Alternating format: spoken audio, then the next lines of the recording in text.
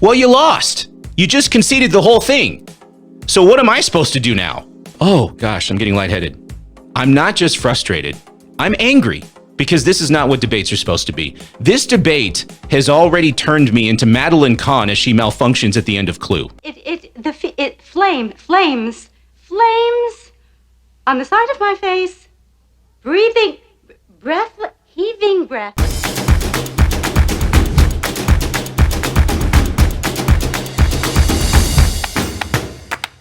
Well, got another Debate Teacher Reacts video coming at you right now. Look, if you're brand new to this channel and this series, hello there. My name is Nate. I'm the president of a Christian nonprofit organization called Wise Disciple. Now, some of you are probably thinking to yourself, what arrogance! He's calling himself a wise disciple. Well, that really comes from Jesus in Matthew chapter 10, verse 16. At that point, Jesus sent his disciples out to spread the gospel, and he said, look, I'm sending you out as sheep in the midst of wolves, therefore be wise as serpents and innocent as doves. So wise disciple doesn't describe me, it describes anyone who follows Jesus Christ, and that's what we're trying to live up to. So thanks very much for watching. So today we're looking at Mike Licona versus Matt Dillahunty. The debate topic was Jesus raised from the dead.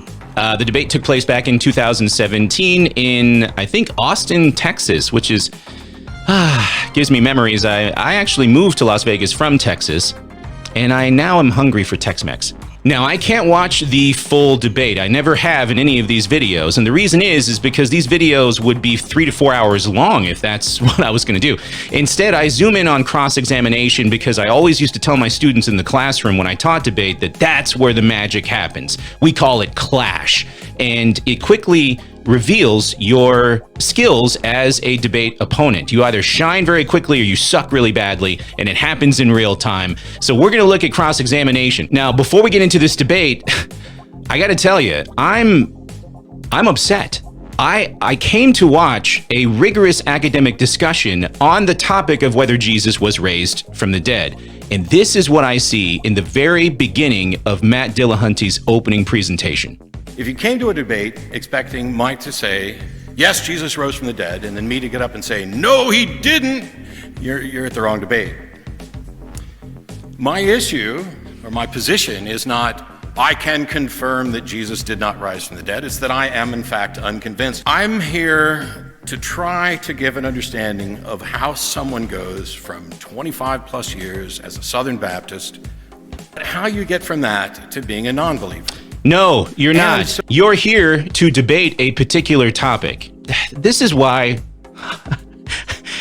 there is a vein that comes from my hairline and it runs down to my eyebrow and it's about to explode. The whole point of debates is for two people on both sides of a particular topic arguing using the best arguments so that the audience benefits from this kind of rigorous academic discussion.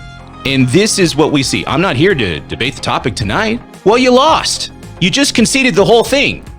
So what am I supposed to do now? There are, I'm sure, atheists right now. So, oh, there's the Christian. He's biased. He's biasing all over the place. Look at the bias.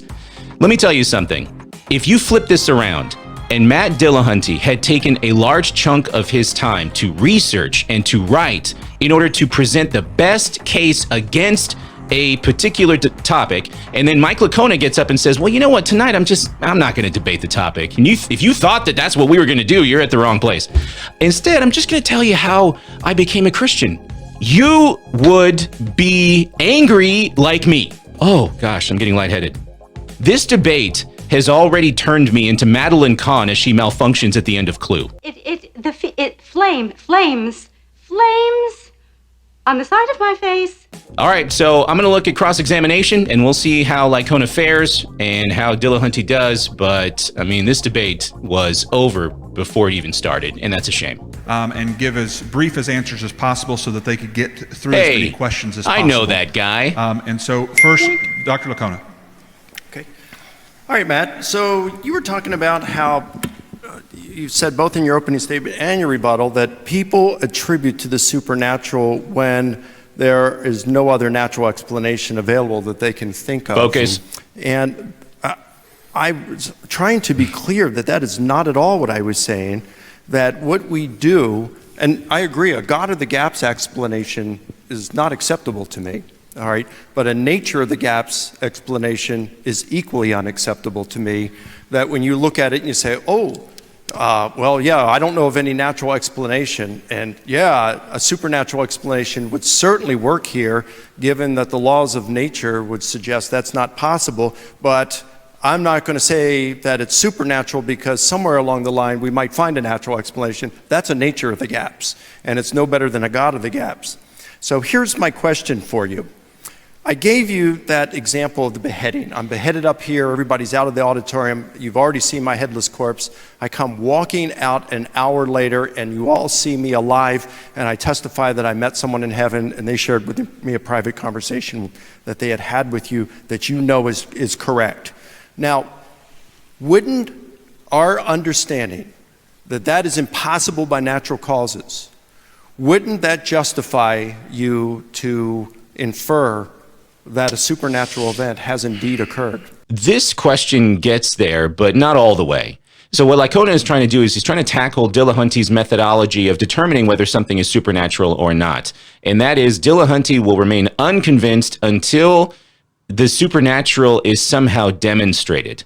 Except he admits that science cannot confirm the supernatural, that history cannot confirm the supernatural either, and he doesn't know what it would actually take to be convinced that the supernatural exists, but somehow it has to be demonstrated, and then he'll affirm the supernatural. It would be better to try and poke holes in Dillahunty's methodology by asking him to defend the methodology, to clearly state it and then defend it. This is where Licona should go. Instead, he's asking Dillahunty to somehow wrestle with his thought experiment. The problem is, watch, Dillahunty's methodology will essentially eliminate the possibility of the supernatural, even with Licona's example, and he'll find a way to explain it away. Just watch. Yeah, so I like this question because it proposes the very thing that never happens. Well, there's a lot of things it goes to the extreme to say, if we could, if this happened, would you then accept that there's a supernatural explanation? And the short answer is no.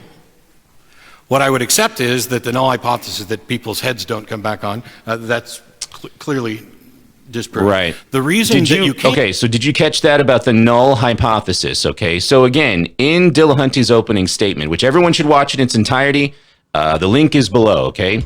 Dillahunty's strategy is to try to begin with atheism as the default epistemological position. All right, and that's what he's attempting to do by talking about the null hypothesis. If that's the default position, then the burden of proof is all on Licona's shoulders, not on Dillahunty's. The problem is when it comes to argumentation, the burden of proof is on anyone making a claim. That's why opponents on both sides of a debate need to make robust arguments and support themselves with good evidence. And Dillahunty is appealing to the null hypothesis in order to get out of doing the hard work of refuting Licona's contentions. Came back from the dead. The explanation for why and how this happened, I don't know.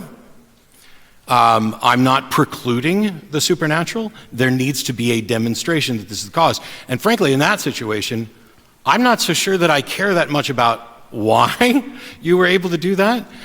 Just that, the possibility that something like that has happened would spur a new regime of investigation. I mean, where's the Nobel Prize for discovering the spiritual, the supernatural? Okay, so I didn't ask whether that would convince you that God exists and raised me from the dead, okay? Or that my claim. But given all that data that you saw me beheaded, sure. Now I've come back, I'm alive, you see the scars, and I repeat that private conversation you had with that person, would that be enough to convince you that a supernatural event had occurred? So here's where we get into a little bit of the word thing. I think by what you're asking, the answer is yes. But what I'm specifically addressing is that I don't get to call that supernatural.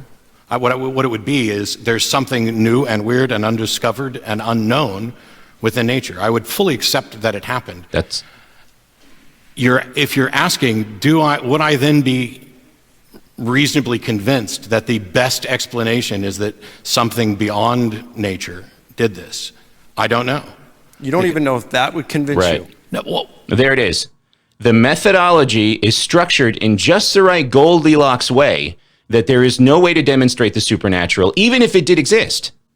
Okay, which is amazing because in his opening statement, Dillahunty claims that there has been no demonstration of the supernatural, but he doesn't know what counts as a demonstration, even though he's standing on stage with the dopest jacket I've ever seen in my entire life. That jacket, look at that jacket. That jacket is more Vegas than Vegas, okay? He doesn't know what counts.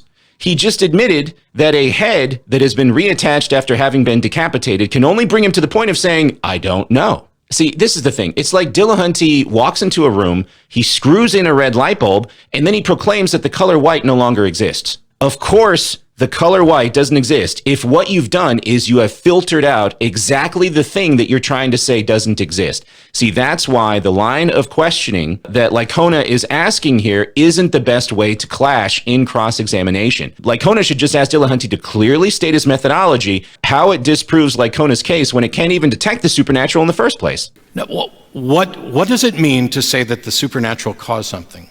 Something that is beyond, it's a cause, something either has a natural or supernatural. Okay. That is actually a really great question, okay? Dillahunty has asked a great question, and it reveals an underlying issue, which is sometimes referred to as the problem of interaction. How can an immaterial substance interact with a material substance? And I don't know any Christian who can fully explain this, and I've talked to J.P. Moreland himself about this very issue. So this is a good question from the atheist position. Let's see how Licona answers the question. Cause, if our current understanding of nature and natural law suggests that that is impossible, which it certainly does, then it seems to me one is justified in inferring that it's a supernatural cause. You can always, if some scientist discovers later on that, nature can indeed do this, well, then you'd have to readjust your conclusion. But in the meantime, it's based on what we currently know from science and natural law that would seem to suggest that it's impossible by natural causes. And so we would be right to infer a supernatural cause. So, first of all, Licona is not really addressing the problem of interaction. He's merely presupposing that immaterial substances can interact with the material in his response. The other thing is, he shouldn't have said that. He shouldn't have said, well, then one day we might be able to explain it away naturalistically, because if Dillahunty's smart, he's going to use Licona's words against him.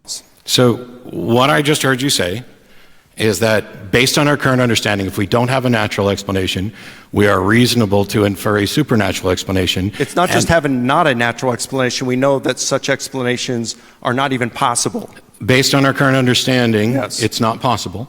We're reasonable to infer a supernatural explanation, and then if at some later time a natural explanation arises, we should accept that. Yes. That is exactly how lightning got attributed to Thor. Yeah, but we learned some, but it doesn't stop us right now, I don't right? care whether or not, so first of all, it's fallacious, because I care whether or not something is actually the explanation, whether or not it's reasonable. So to say, hey, based on my current understanding, this is impossible given what we know about nature, therefore I'm going to call it supernatural, with the acknowledgement that later on somebody might find a natural explanation, my answer is, you don't have justification to call it supernatural. What you're expressing there is a discomfort with saying, I don't know what the explanation is. Not at all. I'm just... Right, and there it is. And that's why you got to be very careful here with not only your words, but your approach, your strategy in a debate like this. One final thing, I would just say that if someone was beheaded like I'm given, and you were still unwilling to say supernatural, then, Matt, I think the problem is your epistemology there. I don't think there's anything practically that could convince you. Licona didn't choose the best way to identify Dillahunty's flawed epistemological method. He kind of got there eventually. Dillahunty, on the other hand, asked a great question that I think points back to the problem of interaction. Licona kind of missed that opportunity to address it. So in case you're wondering, all of this doesn't mean very much because Dillahunty conceded the debate in his opener. So... And in his opening, he provided almost no specific case against the resurrection, which is the topic, and a sort of general case for his atheism. So this was over before it started, but let's see how Dillahunty does with his questions. So this idea that there's nothing that would convince me, I don't know how many different ways I can actually refute it. I'm talking about what I'm going to attribute as the explanation, and I am unwilling to attribute something that hasn't been reasonably confirmed. Is, apart from just saying, if we understand that this to be impossible and it occurs, we are therefore justified in calling it tentatively, I suppose, supernatural. Is there any methodology by which we could confirm something is in fact supernatural? Well, like I said, we can't. I'm torn by this because Licona did talk about this in his opening statement. Okay, he provided a set of criteria in this area. Yet, Dillahunty is asking the question as if Licona didn't bring it up. And the thing is, Dillahunty has decided not to debate the topic. He made that clear in his opening statement. So why is he asking this question? Is it to zoom in on Licona's specific arguments? Let's find out. We don't have a supernatural detector, right? So, and every discipline has different mechanisms for detecting things. So I don't have a love detector either. But if, as a historian, I want to answer the question, did Antony actually love Cleopatra? I would look at the actions of the person. So I'd say, okay, well, Antony was co-leader of Rome with Octavian, and he neglected and even abandoned Rome because he couldn't stand to be away from Cleopatra. He abandoned his army, his navy, while they were engaged in the most important battle against Octavian out at sea because he couldn't stand to be away from Cleopatra. And then he took his own life when he erroneously believed that Cleopatra was dead. So a historian looks at the... Yeah. Licona is clever to bring up the issue of love. Love is immaterial. All right? You can't splice love and put it on a slide under a microscope in a lab. So it doesn't fit Dillahunty's epistemology. Love cannot be demonstrated using Dillahunty's own methodology, but the actions in the name of love can. And that's how we explain other events that entail the immaterial. The actions and says, yep, I infer from that, based on what we know, that Antony loved Cleopatra. We don't know what's going on in his head, but we do that. We do the same kind of stuff with supernatural. I understand that, but... Yeah, and we do the same kind of stuff in the courtroom as well. All the things that you described are things that we all understand, and when we describe what love is, yeah, those are all characteristics of love. What are the characteristics of the supernatural that would allow you to do something similar? Well, if I'm Kim and I'm at a Ouija board and I see this lid come up and throw itself against the wall and slow and all that stuff, I'm going to know that that is not a natural event. How would you know that? For the same reason that we would infer Antony loved Cleopatra. You look at the event and you filter it through a set of criteria, weeding out naturalistic explanations, and you arrive at an inference that it was supernatural in nature. I mean, if there were no strings attached to the trash can, if there were no magnetic anomalies that caused it to move, if there are no earthquakes, or whatever naturalistic explanation could be proposed, if you eliminate all of those things, what you have left is a supernatural explanation, and Dillahunty refuses to allow for that, and that's what this is really about. So I'm asking because I can apparently read people's minds on stage. Are they... By the way, the trash can analogy is not a great one. It's just not a great example. Reasonable in concluding, based on the information I have, that what I did was supernatural? Well, as a mentalist, an illusionist, a magician, they would look at that, they can be stunned, and yes, some people are going to do that. I know they're going to. I've had it happen. I had a guy in Australia who was amazed that I could levitate to the point where he wanted to claim I had demons. Is it reasonable for them to conclude, when I apparently read someone's mind, that that supernatural is the best explanation for that?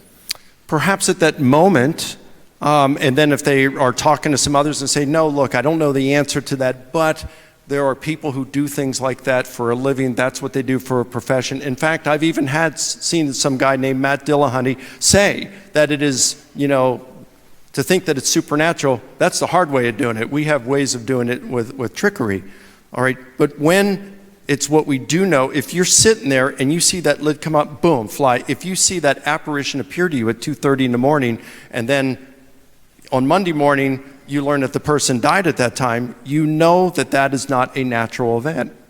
So if you see an apparition at 2:30 in the morning, how did you rule out hallucination, lucid dreaming, all these things that we know and understand? Yeah. Because one of the things that happens is that people think they have hallucinations. I saw somebody and then that person doesn't die. And so you just, it's no big deal. I thought I saw you last night and you're not dead. I thought I saw you last night. So apparently with a minute left here, Dillahunty appears to have no urgency to get to all of the major aspects of the contentions that Licona made in his opening statement. Certainly a conversation about testing the supernatural is in the ballpark, But the topic of the debate, which appears to have been left in the dust at this point, is, was Jesus raised from the dead? And Licona gave a very specific argument about the historical method and how the historical data provides an inference for the best explanation that Jesus rose from the dead. Is Dillahunty ever going to get there in cross-exam? Probably not. Not dead. I thought I say last night, oh my gosh, you were dead right then. How do you rule out hallucinations and to reach the conclusion that the supernatural is the best explanation? Well, certainly in a number of apparitions, I think the majority of apparitions are hallucinations, but it is those in which they are seen by groups, in which the apparition, like in the case I explained, the percipient learned some accurate information they could not have known otherwise, later discovering that that person had died at the very moment that apparition appeared to them. It's things like that that would seem to suggest this is not a hallucination. Okay, so it would seem to suggest, but the It thing is, suggests that it was a hallucination. How is it possible to suggest an explanation that isn't defined, that you can't give any sort of description of, other than it doesn't appear to be natural? Well, there are only so many options. I mean, we look at the kind of mental... How many options are there? Well, I don't know. I'm not counting them, but I'm saying there's how did we rule out the other options?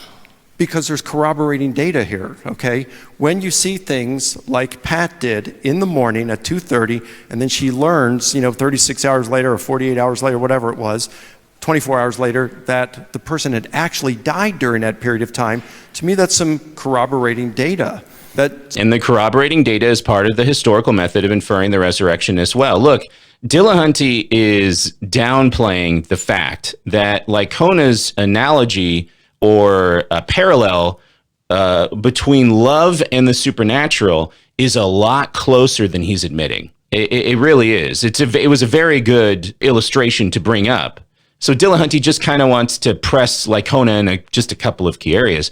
And while Dillahunty's a smart guy, and he's very quick on his feet, and he's wearing the dopest jacket I've ever seen, he really didn't focus on a lot of Licona's major contentions in his opener. Instead, it appears he wanted Licona to come up with some kind of a universal test for the supernatural, even though Licona did provide a criteria in order to affirm the topic. Dillahunty didn't seem satisfied with the real effects of the immaterial on the material world, even though he accepted Licona's example of love, and looking at the effects of love in order to infer love. I mean, look, Dillahunty did the same thing that he did with the previous video, the Mike Winger debate. He brought multiple hats and he tried to wear them throughout the debate. And so for a little bit of time, he would put on his debate hat and he would wear that hat as long as it was advantageous to his position. And then he would take that off and he put on the audience member hat. And then he would try to say, well, I'm just not convinced. Well, it's not his job to be convinced. It's the audience's job to be convinced. It's his job to convince the audience. Licona didn't do a great job of challenging Dillahunty's methodology either. But technically it doesn't matter because Dillahunty conceded the debate in the first couple of minutes of his opening statement. He never challenged Licona on the major points of his two contentions in cross-examination, and he tried to argue that the default position should be atheism, which means he made no real case to negate the topic. So that means Dillahunty lost and Licona won. Now, as always, I'm going to open it up to you. If you watch the full debate, which I encourage you to, click the link, watch the debate. Let me know who you think did a better job. Let me know in the comments below. And of course, if you have somebody in particular, if there's a particular apologetics debate that you want me to react to, also let me know in the comments. I'm adding it to my list. And again, I said, I'll be busy till about 2049. Upcoming, we are reaching 2,000 subscribers, and when we hit that number, I'm going to go ahead and do a live stream Q&A. So I'm looking forward to doing that and seeing y'all and taking your questions. But in the meantime, I will say, bye for now.